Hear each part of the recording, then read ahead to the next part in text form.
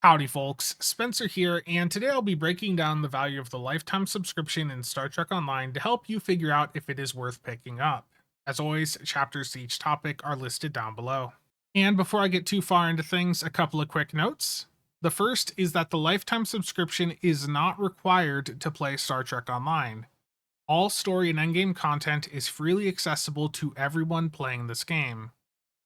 And second, the console version of the lifetime subscription is lacking some of the key benefits the PC version has. Some of those are the main benefits you hear people talking about when they talk about the lifetime sub. So make sure if you're on console that you're paying attention to the chapter I have going over the PC exclusives so that you understand you're not getting those benefits on the console version.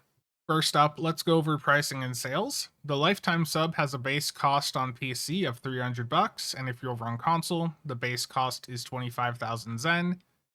And it does go on sale as low as 50% off, which means $150 on PC or 12,500 Zen over on console.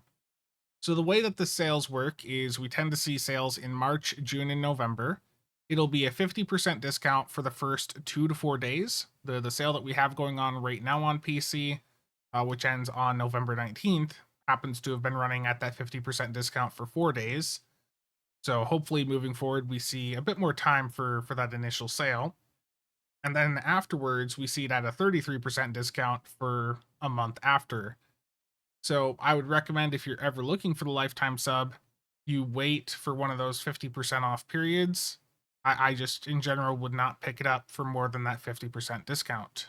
And as for where you can purchase the lifetime sub, if you're on PC, it is only available directly through the Arc Games website for cash. There's no way for you to purchase this with Zen on PC. If you play the game through Steam and you want to link it over to the Arc page so you can buy the lifetime, you're probably going to have to create an Arc account and contact support. Tell them that you want to link your account so that you can purchase the lifetime sub, and hopefully they'll get it sorted out for you. And if you play through the Epic Game Store, there is one route that might work for you without contacting support that might let you buy the lifetime sub. So if you go to the support.playstartrekonline page here, and you go to sign in, there is an option to sign in with an Epic Games account, and then it'll let you create an Arc account with that. And some people have had success doing that and been able to buy the lifetime sub going that route. But when I just tried it with my Epic account, when I add the LTS to the shopping cart, it doesn't work. Now, it could just be that the character I have on that account hasn't completed the tutorial. So if this works for you, let me know in the comment section down below. But if it doesn't, then I would say once you've went through that initial step of signing into the ARC website here, that you put a ticket in and again, tell them that you want to buy the LTS and see if they can get that sorted out for you.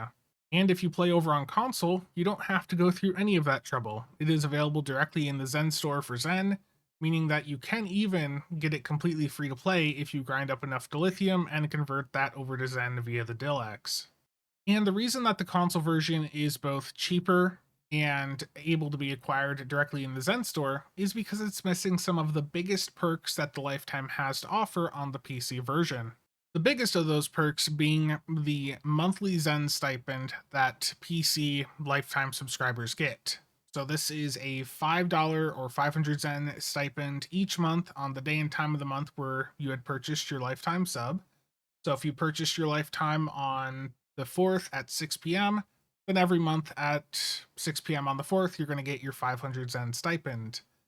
So this is a huge value boost for the PC version. It means that over the course of a couple of years, your lifetime sub is going to have paid itself off and going to continue netting you a significant amount of Zen. So if you buy the lifetime at its base cost of $300, it'll take you 5 years for the lifetime to pay itself off. If you buy it at the 33% discount, that's 3 years, 4 months. And at the 50% discount, that's 2.5 years. So that is a significant value for the lifetime sub. And for most people looking at the lifetime sub, that is the primary value that this thing has to offer. And it's also why you see people popping up on Reddit every now and then saying that they were gone for a couple years and that they have a ton of Zen when they come back to the game. Like this person just last week, you can't handle the truth. who came back after 5 years to 300 bucks worth of Zen sitting on their account from the lifetime sub. So for someone playing the game for a very long time on PC, the lifetime has a huge amount of value. And again, that is a PC exclusive. If you're over on console, you're not getting this Zen stipend at all. And the other perk here isn't really that relevant anymore, but if you're on PC, you do also have access to the triple test server, which is actually accessible to everyone right now. But if there is a big content drop incoming and they decide to restrict access, then lifetime subs would be the only ones to have that exclusive access to try the new content out. But that hasn't been relevant for the past several years, so it is technically a perk, but it's not one that we've seen actually come into play for a very long time. And next up, the biggest perk that the lifetime has, aside from the Zen stipend, is all of the extra slots that it nets you. These extra slots are granted to each character on your account, and they also increase the maximum amount of slots you may have. And what this means also is the more characters you have, the more value you're going to be getting from the lifetime sub. So you're going to be getting the 2 billion EC cap increase, which can be purchased on its own in the store for like $5. And you're going to be getting 20 extra account bank slots, increasing your max from 220 up to 240. You're going to get 72 inventory slots, increasing the max from 240 to 312. 144 bank slots, taking you from a max of 348 up to 492. And then you're going to get 8 character slots, taking you from a potential max of 53 up to 61. You're going to get plus 4 costume slots, 8 bridge officer slots, and I don't think that changes the max of 54. You're going to get 5 dry dock slots, and that takes the maximum potential slots from 1010 up to 1015. And plus 6 ship slots, taking you from a max of 69 up to 75. And now let's put that into a different perspective. I have some pictures here to show you how much extra inventory you're getting with the lifetime sub. And remember, this is for every single character on your account. So for your inventory, immediately before even purchasing any of the slots with Zen, getting the lifetime sub is doubling your base inventory space.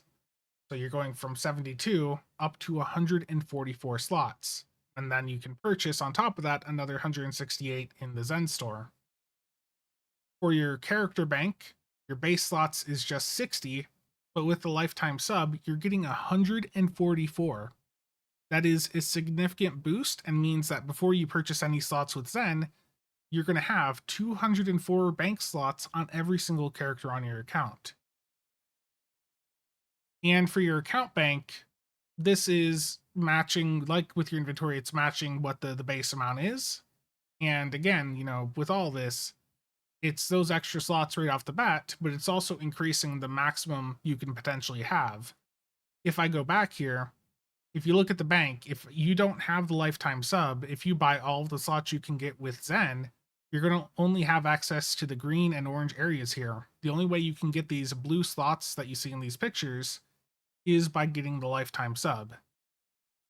And just buying the lifetime sub immediately unlocks these slots on all your characters. You don't have to buy them with Zen. You're getting them with the lifetime. So that is a huge, huge value addition, especially if you have a ton of characters. And now let's add the value perspective. For the things that you're just getting once, the 20 account bank slots and the 8 character slots, those add up to just over 4,000 Zen, which is about $40. And for the things that you're getting on each character, you got the 72 inventory slots, that's 2,400 Zen, 144 bank slots, 3,600 Zen, 4 costume slots, 500 Zen, 8 bridge officer slots, 1,000 Zen, the 5 dry dock slots, 400 Zen, and the 6 ship slots is 1,500 Zen. So that totals up to, at base cost without a sale, about 9,400 Zen or $94.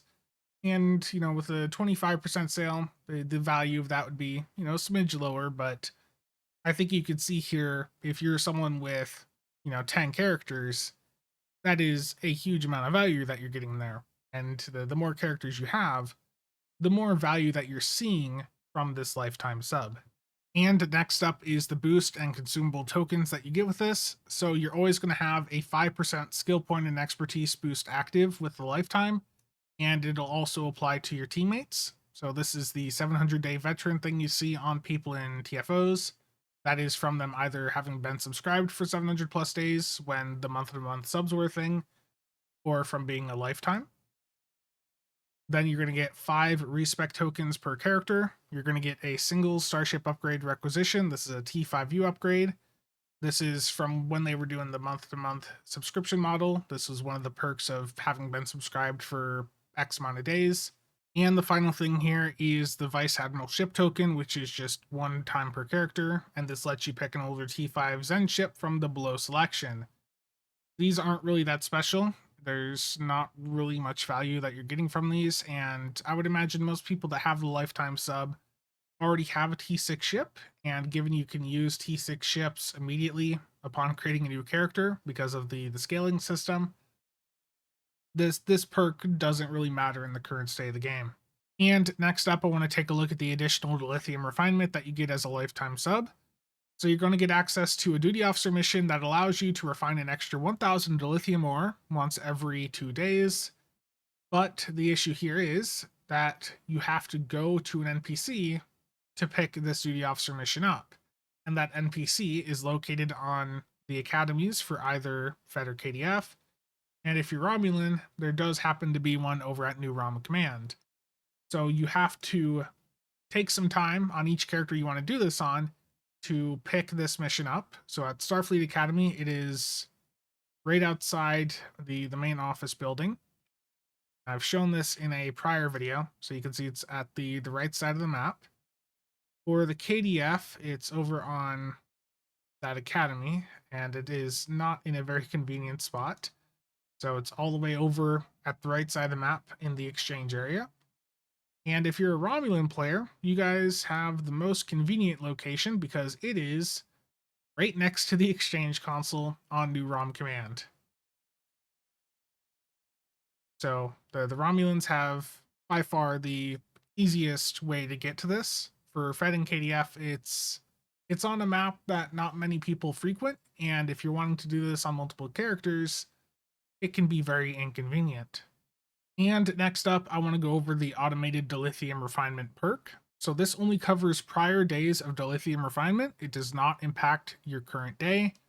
And the way that this works is if you have unrefined dilithium ore and either forget to hit the refined dilithium button before the daily reset, which is around midnight GMT, or if you don't log in at all that day or up to the past 7 days, what this perk will do is it will automatically trigger upon your next login and refine the prior days for you, up to 8,000 dilithium per day for a max of up to 56k if you were off for a week or more.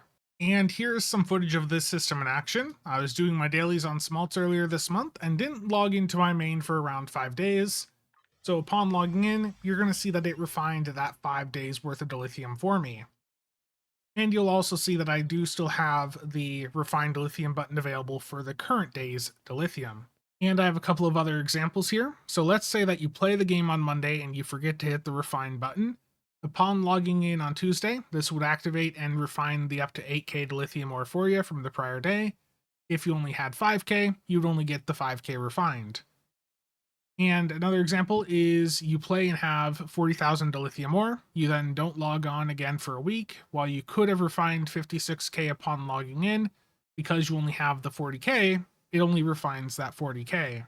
Overall, this is a really nice quality of life perk for the lifetime sub. So long as you have the dilithium ore, it is enabling you to not lose out on refinement even if you step away from the game for a few days. And for those of you that are farming Dil on a ton of characters, it means you don't have to worry about taking time to hit the refine dilithium button. So without this perk, failing to refine means you lose out on that day of refinement. And with this perk, it just means you get today's dilithium upon logging in tomorrow. And next up, I want to take a look at the exclusive playable races and the bridge officers that you get with the lifetime sub.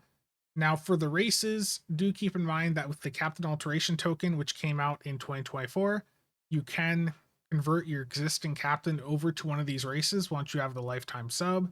you don't have to make a new character if you don't want to spend the time doing that.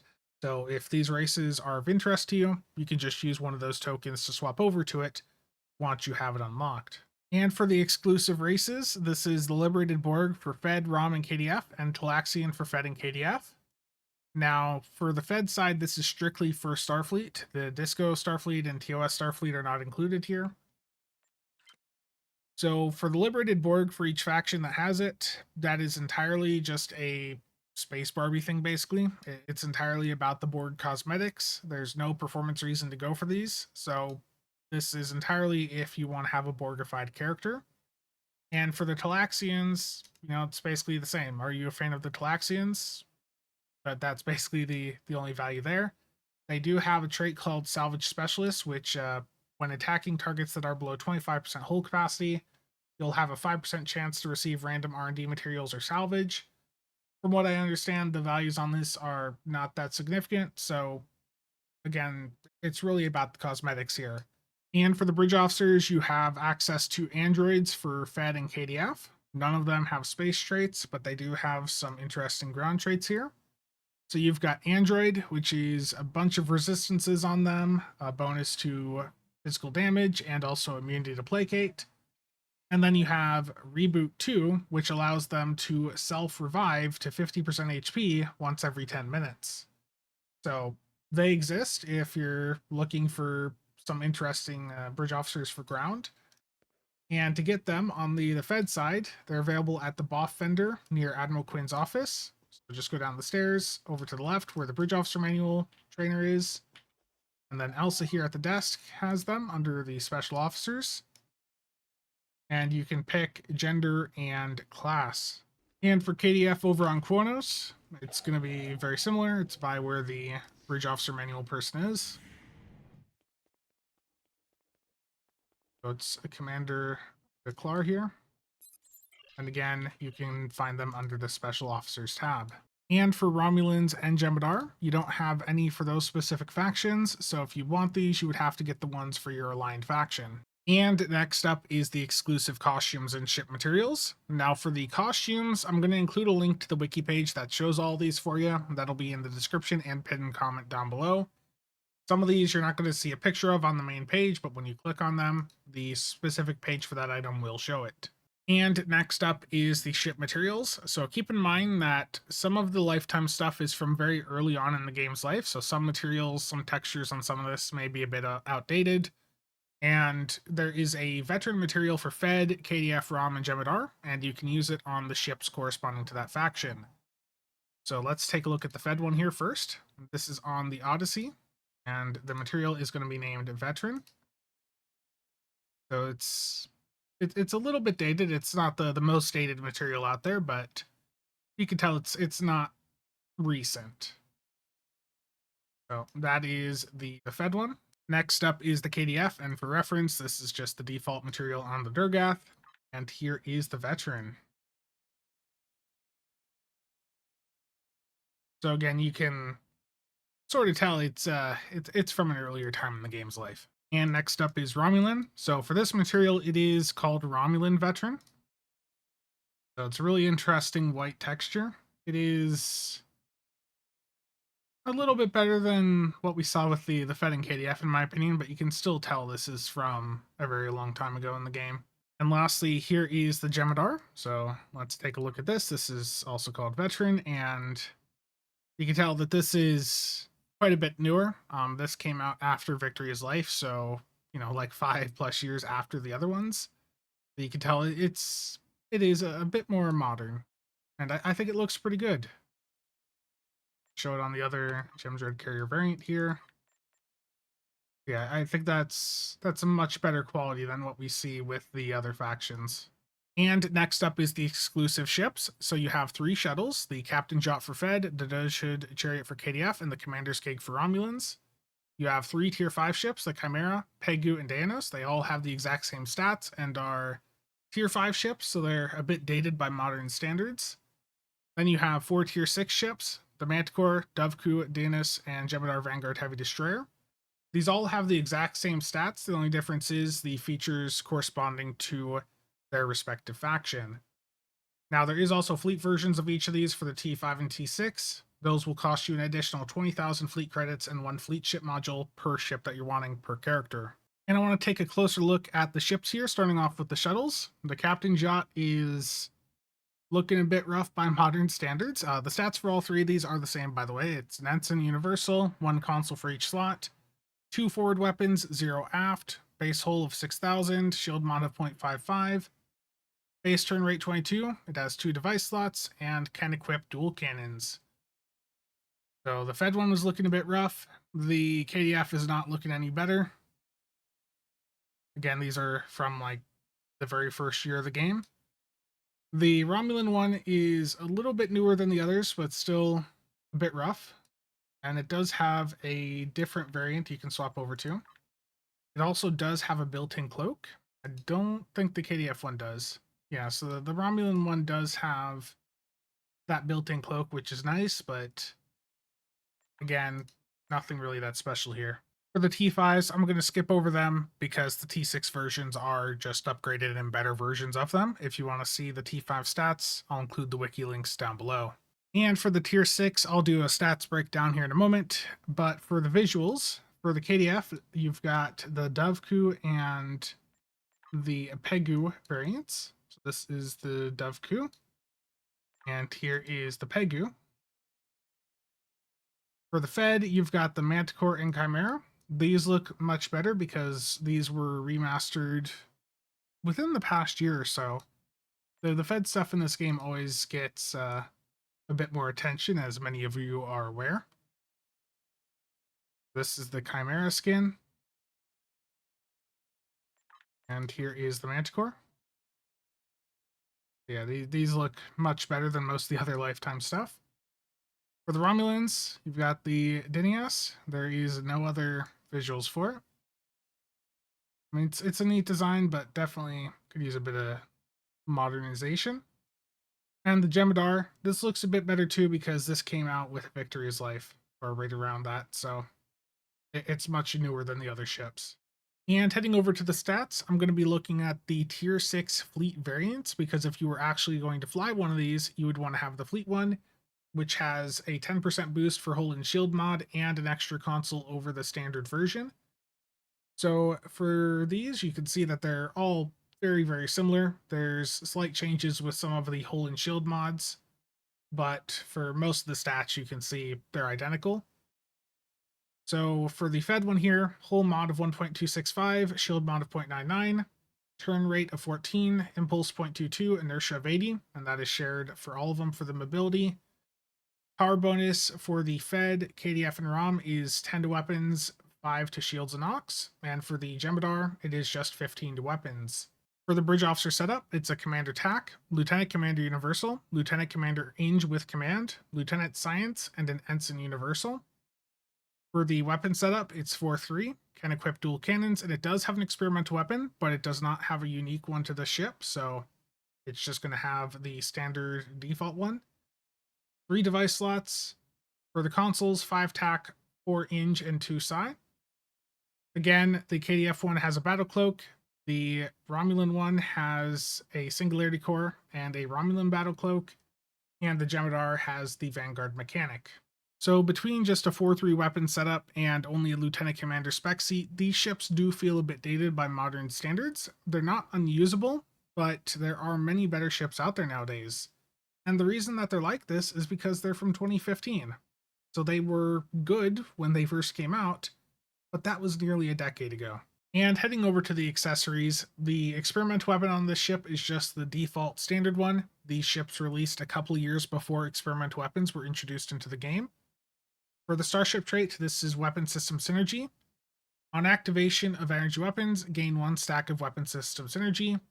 After 10 stacks, projectile weapons gain plus 25% Cat 2 bonus projectile weapon damage and plus 50% shield pen for projectile weapons for 10 seconds. And afterwards, you cannot gain any more stacks for 20 seconds.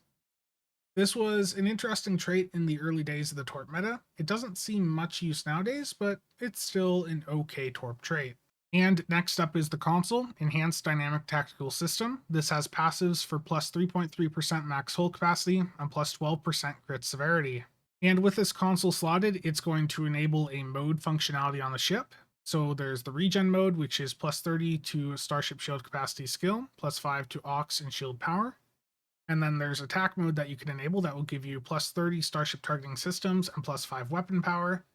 And when you're in the attack mode, you're going to lose the Aux buff and the Shield System skill buff. So this is also going to enable the Tachyon Inversion Beam and the Lotus effect. So the Tachyon Inversion Beam is a cone shield seal, 90-degree targeting arc. This will drain the shields of the target and give you shields. And then there is the Lotus. I'm on the Fed ship, so it's a Phaser Lotus. The KDF would be Disruptor. The Romulan would be Plasma, and the Jem'Hadar would be Polaron. So for the Fed one here, it is a cone of heavy phaser damage. This has a 240-degree targeting arc. And when you use this, it is going to do some damage to your foe in pulses. And it will do like a cone of damage around them from what I remember. It'll have a chance to get that corresponding weapon proc on them for whatever the damage type is. And afterwards, it is going to massively drain your weapon power temporarily. And both of these have a 1-minute recharge. And with this console, there is also a transformation effect as you're going into attack mode. So I'll show you that here on the Fed ship.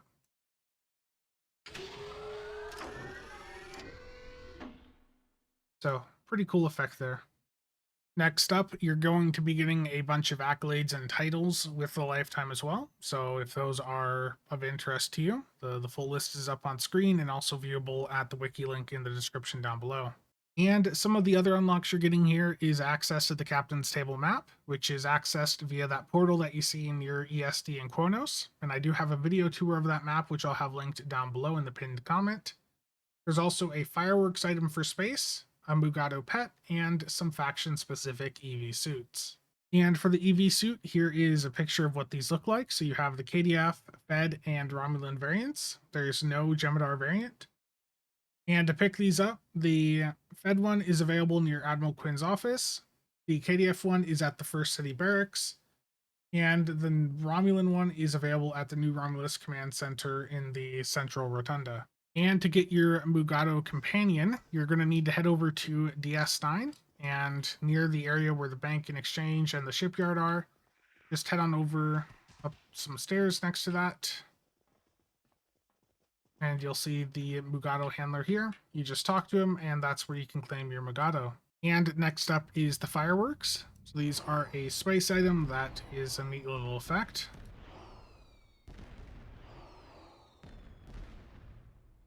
On a Fed, you can pick this and the EV suit up from the exact same console right outside Admiral Quinn's office. On a Romulan, it is at New Romulus Command.